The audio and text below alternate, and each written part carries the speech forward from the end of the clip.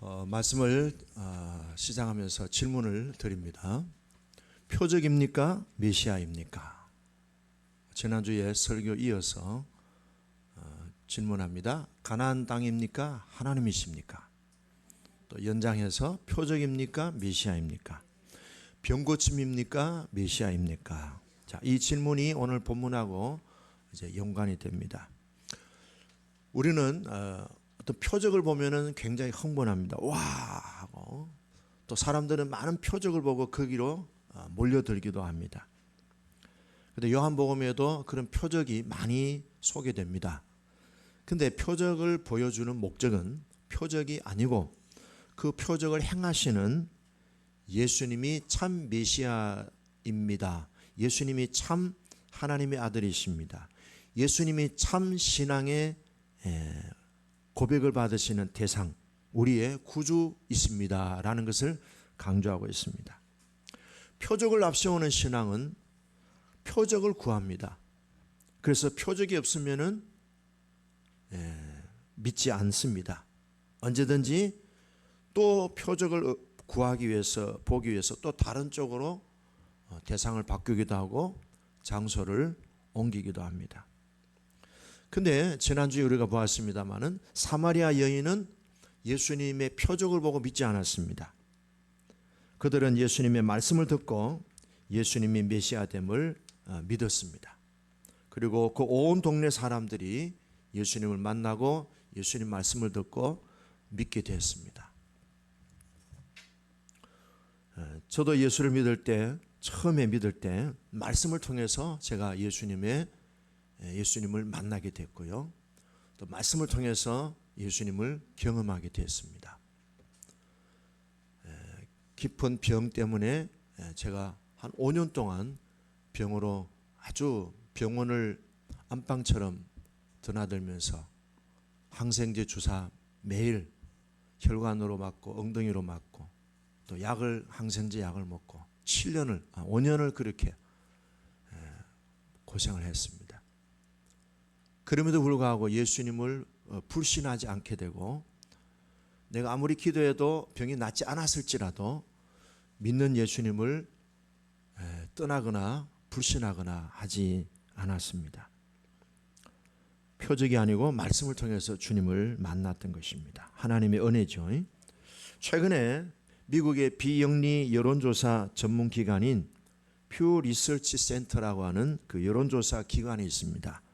거기에서 작년 6월 달부터 9월 달까지 3개월 동안에 한국과 일본과 홍콩과 대만과 그리고 베트남 5개국에서 성인 10,000명을 대상으로 종교와 영성에 대해서 조사를 실시했는데요. 최근에 그것이 발표가 됐습니다. 당신은 예수님을 믿는 사람입니까? 라는 이 질문에 대해서 우리 한국 사람이 제일 많이 믿는다라고 그 조사에서 답을 했습니다. 대만, 홍콩, 베트남 이런 나라들은 기독교인 가운데 3%가 점을 봤다는 그런 대답을 했습니다. 참 아이러니하죠. 한국 교회 왜 그러면 점을 많이 볼까요? 한국 교회 성도들이 불안하다는 거죠. 불안하다는 거죠. 내일이 막연하다는 거죠. 현재의 삶도 편치가 않다는 거예요. 무언가 좀 더 의지하고 싶은 게 있고 무언가 더 알고 싶은 호기심들이 있는 거예요. 내일은 어떨까? 이번 주간에 로또를 사면은 어떻게 할까? 제가 아는 권사님이 계시는데요. 이분은 제보고 그래요. 목사님, 저는 일주일에 10만 원씩 로또 삽니다. 그래요. 와, 혹시나 뻥이나. 여러분 우리 교회도 할 일이 많아요. 교회도 건물도 사야 되고 엘리베이터도 놔야 되고 오늘부터 로또 다 사셔서 기도하면서 간절히 구하면서 사시기를 바랍니다. 그 마음에 깊은 그 마음 속에 뭐가 있을까? 뭐가 있을까? 아까 우리 찬양이 참 은혜로웠어요. 우리가 예배당에서도 예배하지만은 또 그다음 뭐예요? 예배당 밖에서도 예배당. 우리 하영이 한번 다시 불러볼래요? 예배드리는 내용이 그런 것 같아요. 그죠?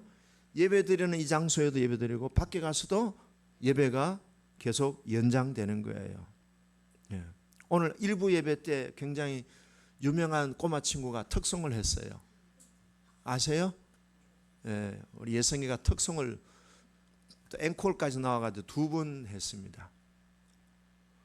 그런데 이제 예찬이하고 둘이서 왔는데 예찬이는 막 놀다가 왔다 갔다 했는데 가는데 어떤 분이 5천 원을 줬어요. 그때 예성이가 자꾸 사람들 기다리는 거예요. 왜 기다려요? 예? 나는 왜 안 주느냐고. 노래를 부른 사람은 난데 왜 우리 동생은 왔다리 갔다리 놀기만 하는데 5천 원 주고. 그때 어떤 장로님이 급히 그냥 주머니 꺼내가 10,000원을 주더라고. 그러니까 싹 주니까 받아가지고 가더라고. 그건 어때요? 예배 따로 돈 따로죠. 저는 그 모습을 보면서 저게 내 모습인가 이구나 하는 생각이 들었어요. 우리는 아직도 표적을 구하는 신앙이 우리들에게는 굉장히 앞서 있지 않을까. 그러니까 예수 믿는 사람들이 안암동에 1년에 추석이나 설날에 권사님 장로님 환영합니다. 목사님 개척교회 자리 점쳐줍니다. 이렇게. 실제예요. 근데 개척교회 장소를 어디서 해야 되는가 점친 분이 여자 목사님. 우리가 예수를 믿어도 불안하다는 거예요. 예수를 믿어도 자신감이 없다는 거예요. 예수를 믿어도 뭔가 눈에 보여지는 것이 있어야 조금 힘을 얻는다는 거예요. 아직 우리 그리스도인들은 하나님의 선하신 성품, 하나님은 모든 것을 우리들의 실수와 실패와 우리들의 어떤 그런 약점까지도 선으로 바꾸시는 하나님의 그 뛰어난 지혜로우심을 진심으로 신뢰하지 못하고 표적과 기적을 더 추구하는 경향이 강한 모습을 보여주고 있습니다. 메시아보다 표적을 더 의지하고 메시아보다 축복을 더 의지하는 모습을 보여주고 있습니다. 그런데 우리가 지금 계속 보고 있습니다만 요한복음이 강조하는 믿음은 어떤 믿음입니까? 대박 인생이 아니라고요. 병 고쳐주는 인생, 돈 벌어주는 인생, 문제를 해결해주는 인생, 모든 그 비포장도로를 딱 정리해주고 아스팔트를 쫙 오토매틱으로 갈 수 있는 그런 인생의 지름길을 열어주는 그런 것이 우리의 신앙, 우리의 믿음이 아니라는 거예요. 오히려 반대입니다. 반대. 요한복음이 강조하는 신앙은요, 대박나는 인생, 문제 해결해주는 인생, 우리가 가는 길에 만사가 형통이 돼서 일마다 때마다 착착착 이렇게 돈 많이 벌게 해주는, 잘 되게 해주는 그런 것이 아니고 공동체에서 쫓겨나고 박해를 당하고 핍박을 당하고 심지어는 원형 경기장에 내던져져서 짐승들에게 찢김을 당하면서 죽어지는 순교까지도 각오하는 그런 신앙을 가진 믿음, 그 믿음을 강조하는 거예요. 최근에 제가 어떤 그 글을 봤는데 프란시스 첸이라는 목사님이 미국에서 지금 제일 영향력 있는 목사라고 해요. 그 교회의 숫자가 많다는 뜻이 아니고 제일 영적으로 사람들에게 영향을 주는 그런 미국의 유명한 목사님 프란시스 첸 목사님이 이런 얘기했어요. 예수님은 주여 주여 하는 모든 사람이 구원받을 것이라고 하지 않으셨습니다. 크리스찬이라면은 세상의 가치관을 쫓지 말고, 세상의 가치관이 뭐예요? 성공, 부자 되는 거, 대기업 가는 거, 예? 변호사 남편 만나는 거, 의사 남편 만나는 이게 아니라고. 이런 세상의 부귀영화 성공 가치관을 쫓지 말고 십자가의 길, 고난의 길을 마다하지 않는 행동하는 신앙인으로 살아가는 것이 뭡니까? 그리스도의 참 사람이고 참 믿음이다, 그런 얘기했습니다. 아까 예성이가 일부에 찬양을 드리고 나는 왜 안 주나 그랬는데, 찬양 그 자체로 하나님께 기쁘시게 찬양을 드렸을 때 하나님이 그 찬양을 기쁘시게 받으셨다는 그 자체로 만족하고, 10,000원을 주더라도 100만 원을 주더라도 no thank you 하고 싹 이렇게 폼 잡고 나갔으면은 하나님이 아마 1,000만 원도 더 주셨을 것 같아. 우리는 꼴랑 그 푼돈 하나 얻으려고 그냥 이렇게. 이 여성이를 보면서 피는 못 속인다. 할비나 애들이니까 그렇지만, 그죠? 우리도 그런 모습이 있지 않는가 하는 거예요. 우리도 뭔가 일을 하고 뭔가 잘 하면은 사람들한테 어떤 기대를 하는, 보상을 기대하는, 특별히요 착한 사람들이 그런 보상에 대한 기대가 많습니다. 집에서 착한 딸, 아이고 우리 착한 딸, 우리 착한 아들, 이런 얘기 많이 들은 사람들이 좀 보상에 대한 기대가 많고요. 혼자서 잘 삐져요. 잘 삐지고 잘 토라지고, 나 안 해. 예성이처럼 나 안 해. 예찬아 가자. 안 가. 뭐가 안 나가. 그래야 이제 시선을 끌죠. 이 장면을 여러분들이 아마 요한복음 20장에 기억하실 겁니다. 예수님 부활하셨어요. 부활하셔서 제자들이 모인 곳에 예수님 나타나셔서 너희에게 평강이 있을지어다. 그러면서 예수님이 제자들하고 대화하시면서 내가 성령을 받으라. 식사도 하시고 담소도 나누시고 예수님은 사라지셨어요. 제자들이 모였는데 그 장소에 도마라는 제자는 없었어요. 도마가 나중에 제자들을 만났는데, 야, 우리는 예수님 만나서, 부활하신 예수님 만나서 예수님이 우리에게 평안이 있어라, 성령을 받으라, 그리고 우리하고 식사도 같이 하시고 음료수도 나눠서, 그래, 나는 못 믿어. 나는 예수님의 못자국 흔적을 만져보고 옆구리에 창이 찔린 창자국을 만져봐야 나는 예수님을 믿을 거야. 그런데 8일 후에 부활하신 예수님이 제자 도마한테 나타나셨어요. 도마야, 네 손을 내밀어 내 옆구리에 창자국을 만져봐라. 그리고 내 손에 십자가 못 박힌 이 구멍 뚫린 이 상처 입은 내 손을 만져봐라 그랬어요. 그때 예수님이 안 만져봐도 도마가 알아본 거죠. 주여, 주는 참으로 하나님의 아들이십니다. 주님은 참으로 메시아이십니다. 그때 예수님이 이렇게 얘기했어요. 도마야, 너는 나를 눈으로 보고서 믿느냐? 눈으로 안 보고도 믿는 사람들이 더 복되도다 그랬어요. 보고 믿는 게 아니고 말씀으로 믿는 거예요. 오늘 여러분들에게 이 하나님의 말씀이 선포되어질 때 기록된 이 말씀도 믿으시고, 이 말씀을 풀어 여러분들에게 드리는 이 말씀도 믿으시기를 바랍니다. 이 믿음이 뭐예요? 이 믿음이 하나님을 기쁘시게 하는 거예요. 오늘 예수님가 불렀던 특송 제목이 믿음이 없이는 하나님을 기쁘시게 못하나니 그랬어요. 자, 이제 본문으로 들어갑니다. 본문 보시면요, 43절 44절 읽어보겠습니다. 이틀이 지나면, 이틀은 무슨 말인가 하면 사마리아 지역에서 이틀을 예수님이 숙박하셨어요. 사람들이 워낙 예수님에게 사모하고 말씀을 경청하니까 이틀을 더 유하시면서 이들에게 하나님의 말씀을 전해주셨습니다. 이틀을 보내시고 그 사마리아를 떠나 어디로? 북쪽 갈릴리로 올라가셨습니다. 근데 예수님이 올라가시면서 이렇게 얘기하셨어요. 44절, 친히 증언하시기를 선지자가 고향에서는 높임을 받지 못한다 그랬어요. 선지자는 누구를 말하죠? 예수님 자신을 얘기합니다. 고향에서는 높임을 받지 못한다. 고향은 어디죠? 예수님의 고향은 나사렛입니다. 나사렛. 특별히 나사렛 사람들은 예수님이 성장한 곳인데 예수님을 다 알고 있어요. 그리고 특별히 예수님의 가족들은요, 예수님을 미쳤다 그랬어요. 자기가 무슨 메시아라고, 자기가 무슨 하나님의 아들이라. 아이고, 우리가 어릴 때 코 닦아주고 기저귀 갈아주고 우리가 다 아는데. 가족들이 참 어려워요. 가족 전도가 참 어려워요.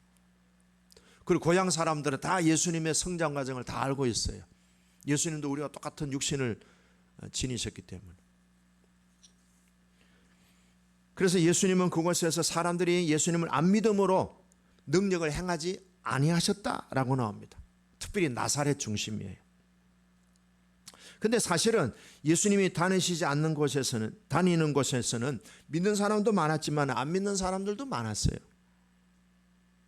그래서 저는 이걸 묵상하는 중에서 사각지대라 이렇게 표현하고 싶었어요. 예수님의 인생에서도요, 사각지대가 있었어요. 동네 사람들이 예수님을 안 믿어줬어요. 예수님을 존중하지 않았어요. 예수님을 따르지를 않았어요. 심지어는 가족들은 예수님을 미쳤다 그랬어요. 예수님이 전도하니까 가족들이 와려고 예수님을 데리고 가려고, 정신병자 데리고 가려고 예수님 미쳤다 생각하면서 예수님을 끌고 가려고 가족들이 예수님이 말씀을 전하시는 현장에 오셨다는 거예요. 가족 전도가 힘들어요. 나의 성장 과정을 알고 있는 사람들이 참으로 내가 믿는 예수님을 믿는다고 하면은 그 사람들이 참 어려워할 거예요. 자, 우리에게 개인적인, 예수님에게도 이런 사각지대가 있었어요. 고향 사람들이, 예수님의 성장 과정을 아는 사람들이 예수님을 잘 안 믿었어요. 예수님을 존중하지 않았어요. 어떻게 보면 예수님에게도 그런 약점이죠. 약점, 사각지대죠. 사각지대는 우리가 자동차를 운전하고 가면 백밀러에 안 보이는 부분이 사각지대예요. 어떻게 해요? 약점이에요. 그 사각지대라는 국어사전의 의미는 관심과 영향이 미치지 못하는 구역을 말하는 거예요. 내 관심이 그쪽에는 잘 안 가요. 그리고 나의 영향이 그쪽은 미치지 않는 거예요. 어떻게 해야 됩니까? 누구나 우리 인간에게는 예수님처럼 사각지대가 있어요. 내 힘으로, 내 노력으로는 그거는 변화가 불가능한 거예요. 자, 예를 들어서 우리 제시카가 미얀마 출신이에요. 우리 수정이는 대한민국 출신이에요. 이거는 못 바꾸는 거예요. 국적을 바꾼다 하더라도 나의 원뿌리는 대한민국이고 미얀마, 이거는 바꿀 수 없는 거예요. 또 내가 여자로 태어났으면 여자로 살아야 되고 남자로 태어났으면 남자로 사는 거예요. 그게 뭐예요? 하나님의 운명적인 부르심이 있는 거예요. 내가 김씨 집안에 태어났다. 그럼 김씨인 거예요. 나는 최씨 집안에 태어났다. 최씨 집안. 그건 운명적인 거예요. 근데 그 운명적인 걸 비관적으로 생각하지 말고 그 운명적인 것을 하나님의 부르심으로 보면 되는 거예요. 그 영어 성경에 보면요, 데스티니라는 말은 운명이라는 말도 있지만요, 부르심이라는 말도 있어요. 데스티니, 운명 아니에요. 그 운명은 하나님의 부르심이에요. 대한민국 사람으로 태어났으면 대한민국 사람으로서의 하나님의 부르심이 있는 거예요. 미얀마 사람으로 태어났으면 미얀마 사람으로서의 하나님의 콜링이 있는 거예요. 이거는 변함이 없는 거예요. 내가 성장하고 자라난 곳이 저는 저기 부산 지역이에요. 우리 김부희 사람은 저기 안동 김씨예요. 그 자라난 우리가 성장한 그 지역이라고 하는 그 지역의 환경, 지역이라는 문화 속에 우리도 길들여지고 영향을 받는 거예요. 어쩔 수 없는 거예요.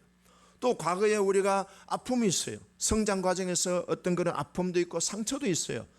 그럼 내가 그 상처가 싫어가지고 과거로 돌아가서 다시 한번 리세팅 불가능한 거예요.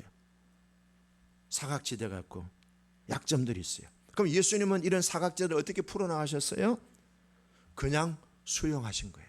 어쩔 수 없는 거예요. 수용하신 거예요. 그리고 예수님은 그 사각지대의 자신의 그런 한계 상황에 계속 거기에서 예수님은 목을 매지 않았어요. 삭제하는 기능도 엔터 치지 않았습니다. 그냥 놔두는 거예요. 놔두고 하나님의 부르심에 충성되이 앞만 보고 간 거예요. 한번 따라합니다. 나의 사각지대를 수용합니다. 그리고 부르심에 집중하겠습니다. 예수님 그렇게 사셨어요. 근데 나중에 어떻게 됐습니까? 가족들이 다 예수님을 메시아로 받아들였습니다. 안 되는 것을 자꾸 거기에 매여가지고 거기에 시간 투자하고 에너지 낭비하고 그것 때문에 계속 고민하기보다도 차라리 열려있는 쪽으로 방향을 틀고 거기 에너지를 투입하는 것이 훨씬 지혜로운 거예요. 여러분, 우리 각자의 약점이 있고요, 각자의 사각지대가 있습니다. 이걸 수용하셔요. 그리고 그것에는요, 어쩌면 하나님의 운명적인 부르심이 있는 거예요. 매이지 마시고 그 하나님의 부르심에 집중하시면서 살면은 인생이 역전 인생의 주인공이 될 수 있는 거예요. 할렐루야. 예를 들어서 야곱에게는 12아들이 있어요. 그 12아들에게서 제일 첫 번째 아들은 르우벤이에요. 두 번째 아들은 시므온이에요. 셋째 아들이 레위예요. 넷째 아들이 유다예요. 제일 꼴째가 베냐민이에요. 12아들이 쫙 있는데, 자 보세요. 운명적인 부르심은 유다는요 넷째 아들이에요. 이 사람은 첫째 장자가 되는 상황 불가능해요. 아니 넷째인데 어떻게 첫째가 될 수 있어요? 이미 이거는 끝난 상황이에요. 근데 유다는 어떻게 살았습니까? 결정적인 순간에 베냐민이 볼모로 잡혔을 때 유다가 뭘 했습니까? 내 동생 살려주세요. 대신 내가 종살이 하겠습니다. 어때요? 하나님의 부르심에 선한 영향력을 발휘한 거예요. 내 동생 살려주세요. 이 내 동생 우리 아버지가 얼마나 사랑하는지 모릅니다. 나는 아버지의 이 동생을 사랑하는 부모의 사랑은 무슨 사랑? 내리 사랑이죠. 막내야 베냐민. 눈에 넣어도 안 아파. 이해가 되세요? 네. 제시카. 엄마가 제시카를 더 사랑할까? 제임스를 더 사랑할까? 솔직히 말해봐. 아이고 할렐루야. 똑같이 사랑하는데 할렐루야. 네. 우리 제시카가 이렇게 순진하고 착해요. 누구를 더 사랑할까요? 예, 막내가 아무래도 어리니까 미안하지만 이해를 해줄 줄로 믿습니다. 김세훈 지사님, 예진이 사랑해요? 종범이 누구 사랑해요? 종범이가 조금 막내니까 그죠? 예. 엄마한테 물어도 아마 그 대답할 것 같아. 예. 요새 저희 아내가 조금 삐졌어요. 자기는 안 돌봐주고 손녀만 돌본다고 제법 어제 역정을 내더라고. 그래 남이야 남편은 지 핏줄만 챙겨 응? 그럴 줄 알았어 이러더라고.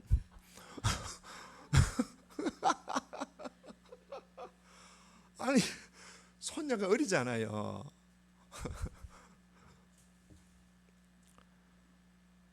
아버지 야곱의 마음이 막내한테 얼마나 지극한 사랑의 눈길이 뚝뚝 떨어지겠어요. 그걸 유다가 아는 거예요. 저 아들 살려주세요. 내 동생 살려주시고 내가 종이 되겠습니다. 그랬어요. 자기를 내어주는 거예요. 십자가의 사랑이 보여지는 거예요. 여러분 이거예요. 이거. 넷째라고 태어났다고 내가 불행하다고 생각지 말고요. 각자의 그 넷째든 여섯째든 열째든 11번째든 첫째든 상관하지 말고 내 자신을 내어드리는 그 현장에서 아버지가요 그 얘기를 듣고 네가 나다.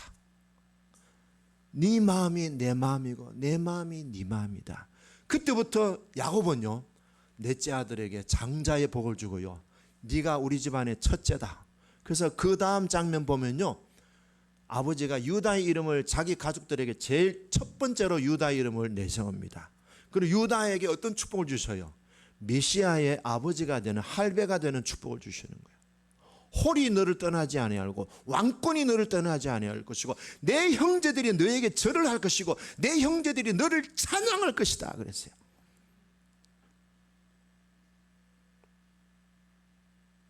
피부가 검다고 해서 낙심하지 말라고. 피부가 검다고. 피부가 희다고 자만하지도 말라고. 흑인들이 차별을 받던 때에 저 워싱턴 뒷골목에 이래 수수 바람을 내가 풍선을 띄워주는 풍선 장수 아저씨가 있어요. 노란 풍선도 뜨고 흰 풍선도 뜨고 파란 풍선도 뜨고 다 뜨는데 어떤 흑인 아이가 계속 보는 거예요. 애들이 거의 다 나갔을 때 아저씨한테 뭐 아저씨 검은 풍선도 뜹니까? 수정이 검은 풍선 떠요 안 떠요? 떠요. 수정이가 맞네요.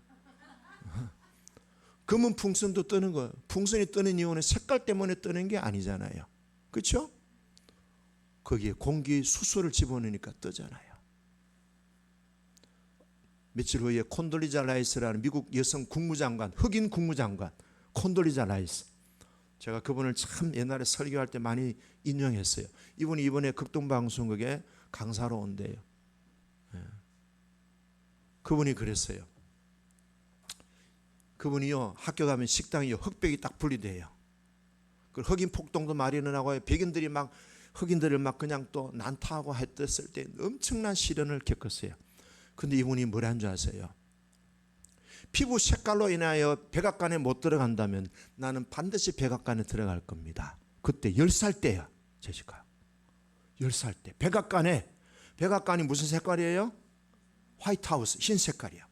그 백악관에 그 울타리를 잡고 엄마한테 이런 얘기했어요. 엄마, 이 백악관의 피부 색깔이 우리의 장애가 된다면 나는 그 장애를 뛰어넘고 이 백악관에 나는 흑인으로서 나는 들어갈 거야. 결국에는 어떻게 됐어요?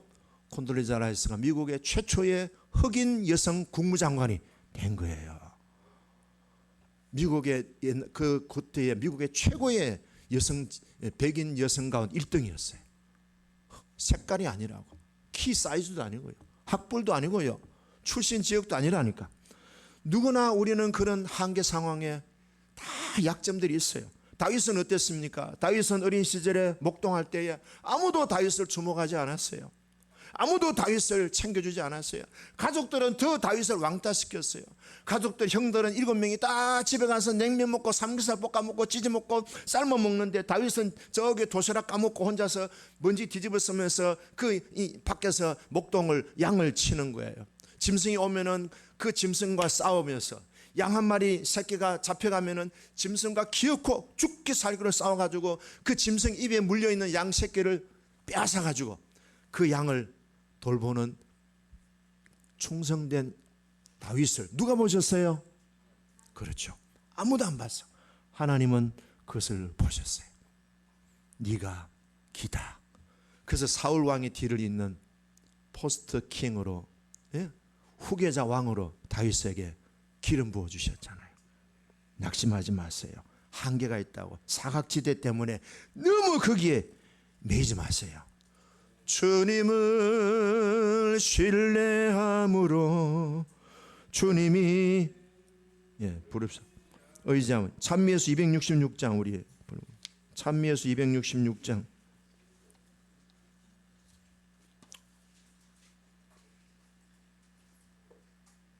찬미예수 266장 기네.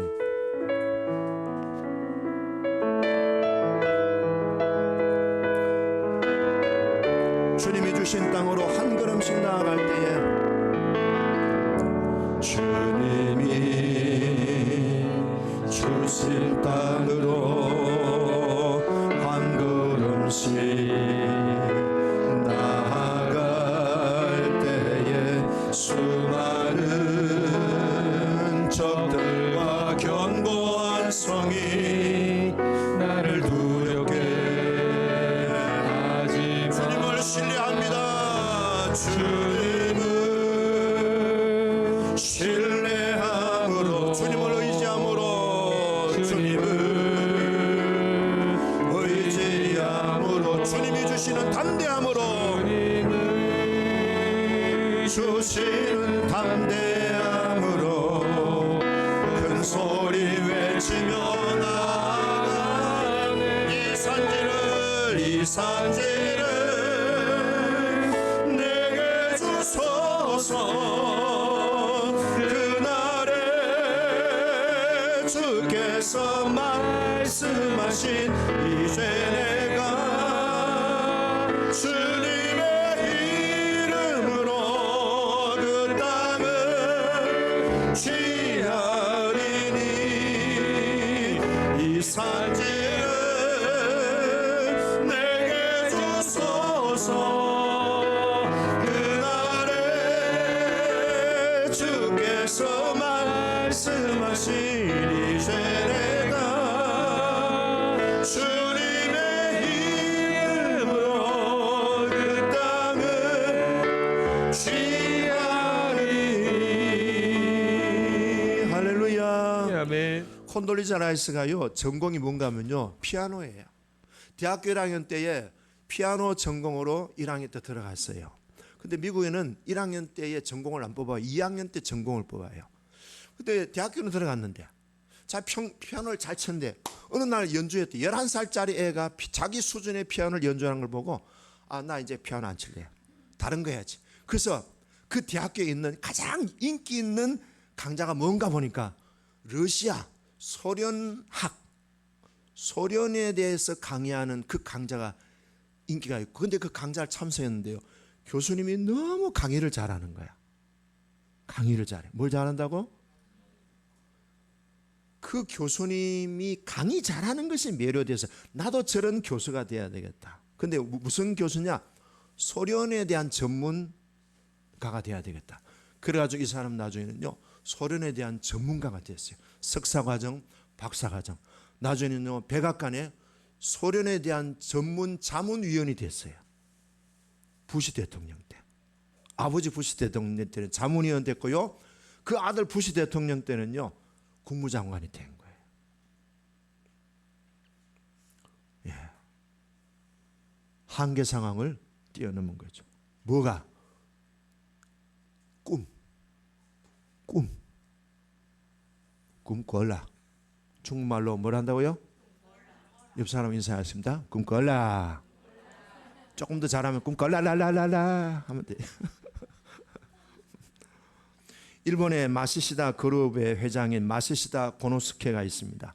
이 사람은 일본의 경영의 신이라고 불리는 그런 최고의 기업가입니다. 기자하고 인터뷰하면서 당신이 성공한 비결이 뭐냐 물었는데요. 고노스케 마시시다 고노스케 회장이 이렇게 얘기했습니다. 나는 하나님으로부터 크게 세 가지 은혜를 받았습니다. 첫째, 가난. 둘째, 병약한 거. 셋째, 못 배운 거. 그랬더니 기자가 그게 뭐 하나님의 은혜입니까? 그거는 약점이죠. 그랬. 아닙니다. 가난했기 때문에 누구보다 부지런히 일할 수 있었습니다. 허약했기 때문에 내 몸을 어릴 때부터 돌보다 보니 지금은 90세가 넘었습니다. 내가 못 배웠기 때문에 모든 사람들을 선생으로 삼아서 그들의 장점을 내가 배웠습니다. 그러니 모든 게 다 하나님의 은혜지요. 예. 하나님은 우리의 약점을 강점으로 바꾸시는 능력이 있으셔요. 지혜가 있으세요. Don't worry. 아무것도 걱정하지 마세요. 자, 오늘 이 본문에는 왕의 신하의 아들이 병이 들었는데요. 이 사람은 이방인이에요. 지난번에는 뭐예요? 사마리아 여자예요. 그전에는 누구예요? 유대인이에요. 예수님은 유대인, 이방인, 사마리아인, 남녀노소 어떤 것도 아무것도 예수님은 차별하지 아니하시고 가리지 아니하시고 누구에게나 하나님의 생수를 주시기를 원하셨고, 병든 자가 있으면 고쳐 주시기를 원하셨고, 죽어가는 자가 있으면 살려주시기를 원하셨던 분이 예수님이셔요. 그 예수님은 우리의 메시아이시고 우리의 구주라는 사실입니다. 자, 오늘 이 왕의 신하가 아들이 병이 들었는데 성경에 보니까 병이 어떻게 돼요? 거의 죽게 되었다. 불치병이에요. 근데 예수님을 찾아왔습니다. 예, 이게 오늘 이 사람에게 있어서 인생이 변화되는 전환점입니다. 어떻게 해요? 주님에게 찾아온 거예요. 우리말로 하면 뭐예요? 기도하는 거예요. 기도. 계시록 8장 1절에 오면요, 7째 인을 떼실 때 하늘이 고요한 침묵이 있었다 그랬어요. 하늘의 모든 시스템이 일시 정지됐, 침묵이 있었다. 무거운 침묵이에요. 그러니까 왜 침묵이 있었느냐? 지상에서 성도들이 기도하는 걸, 그 기도를 천사들이 담아가지고 하나님께로 가지고 오는 거예요. 그래서 하나님이 성도들이 무슨 기도를 하시는가, 무슨 기도를 하는가, 거기에 귀를 기울이시는 시간이 뭐예요? 하늘의 침묵. 따라할까? 하늘의 침묵은 우리의 기도를 들으시려는 하나님의 집중하는 시간입니다. 성도들의 기도에 집중하는 시간이 뭐예요? 하늘의 침묵이라는 말이에요. 무슨 말입니까? 하나님은 우리의 기도에 굉장한 관심을 가지고 무슨 기도를 하시나? 무슨 또 기도 내용인가? 일일이 하나님 그걸 다 담았어요. 일일이 그 기도에 대해서 하나님이 응답해 주신다는 거예요. 할렐루야.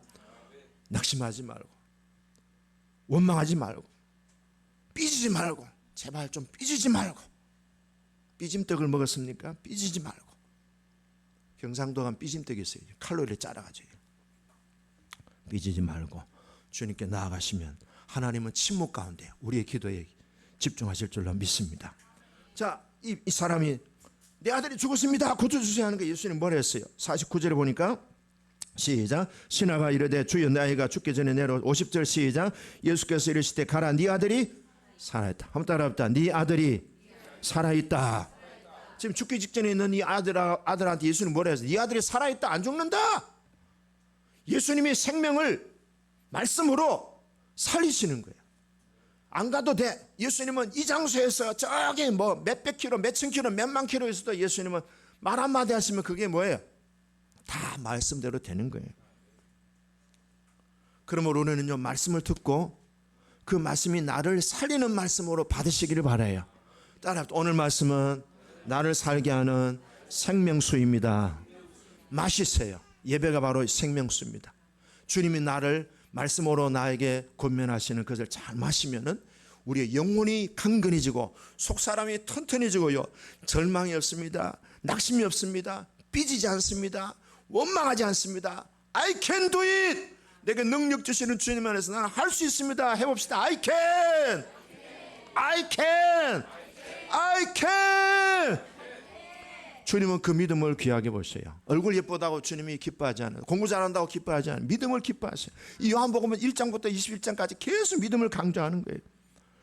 오늘도 성경 보면 50절에 말씀을 믿고 가더니, 그 다음에 또 뭡니까? 53절에 오니까 온 집안이 다 믿었더라 그랬어요.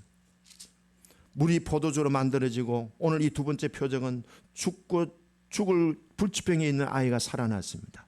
그럼 뭐예요? 오늘 본문을 통해서 우리에게 주는 것은요, 믿음은 뭡니까? 믿음은 우리의 생명을 강화시키는, 우리의 생명을 구원하게 하는, 우리의 생명을 풍성케 하는 유일한 조건이 믿음이다 이 말. 돈 버는 거, 공부 잘하는 거, 뭐 머리 좋다고 율법적으로 도덕적으로 완벽하게 깨끗하게 성결하게 산다는 게 아니에요. 성결을 원하는 게 아니에요. 죄 안 짓는 걸 원하는 게 아니에요. 믿음을 원하는 거예요. 죄를 짓더라도 믿음을 갖고 있으면 그 죄 가운데 자유함을 얻을 수 있는 거예요. 당시에 많은 유대인 관리들은 예수님을 믿기는 믿었지만은 겉으로 드러내놓지는 않았어요. 왜? 왕따 당하는 것을 무서워했어. 그래서 성경은 이렇게 표현했어요. 그들은 하나님의 영광보다 사람의 영광을 더 사랑하였더라. 믿음 때문에 불이익이 있고 손해가 있을지라도 끝까지 그 믿음을 고수하고 흔들리지 않게 살아가는 사람들을 뭐라고 했는가 하면은 사람의 영광보다 하나님의 영광을 더 사랑하는 사람들이라 그랬어요. 우리에게도 주님이 원하시는 것은 대박을 통한 축복도 있긴 있어요. 그런데 이것이 전부는 아니에요. 결국에는 뭡니까? 끝까지 믿음을 견지하고 믿음에서 흔들리지 않고 어떤 불이익과 손해와 때로는 내가 미쳤다는 소리 들을지라도 끝까지 믿음에 굳게 서서 흔들리지 않고 사랑하는 그 믿음이 참 믿음이다. 오늘 이 성경에서 예언합니다. 시편에서 이렇게 얘기합니다. 시편 42편 10절에 오면은 네 하나님이 어디 있느냐? 야, 너 예수 믿는다는 표시가 뭐냐? 예수 안 믿는 내가 네보다 더 훨씬 잘 먹고 잘 산다. 야, 네 예수 믿는다는 표시가 그따오냐? 아이고, 나 그런 예수 안 믿겠다. 나는 네처럼 예수 안 믿어도 잘 먹고 잘 살고 우리 아들 딸들 시집장가 잘 가고 저 푸른 촌에 그림 같은 집을 짓고 사랑하는 이인과 함께 잘 살고 있어. 잘 먹고 있어. 어때요? 주눅 들죠? 아이씨, 나 이제 예수 안 믿을래. 이게 아니라고. 고난이 있고 어려움이 있고 속상한 일이 있고 정말 때로는 수입이 없어. 어떤 때는 된장찌개 하나 밥만 먹어도 나는 내가 믿고 또 의지함은 내 모든 형편 잘하는 주님 언젠가는 역전시켜 대역전 상황이 일어날 줄로 믿습니다. 아멘. 이 믿음으로 승리하시기를 주의 이름으로 축복합니다. 기도하겠습니다.